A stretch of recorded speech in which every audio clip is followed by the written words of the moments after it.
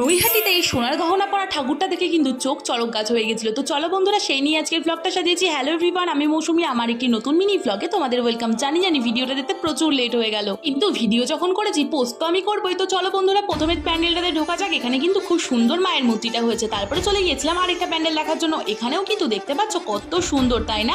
তারপরে চলে গিয়েছিলাম আমাদের বড় মার সাথে দেখা করতে। তো এখান থেকে বড় মার এখান থেকে বেরিয়ে কিন্তু আমাদের পেয়ে গিয়েছিল প্রচন্ড খিদে, তাই চলে এসেছি আমি একটু চিকেন উইংস খেতে। আর তার সাথে ছিল একটা ক্যাম্পা। তো বন্ধুরা, খাওয়া দাওয়া সেরে কিন্তু আরো চললাম প্যান্ডেল দেখতে। এখানে দেখতে পাচ্ছ কি সুন্দর রাজস্থানী থিমের প্যান্ডেলটা বানিয়েছে, আর এর ভেতরটা বানিয়েছিল কৃষ্ণের বিভিন্ন লীলাকে খুব সুন্দরভাবে দেখানো হয়েছে। তাই দুজন মিলে কিন্তু খুব ভালোভাবেই দেখে নিলাম।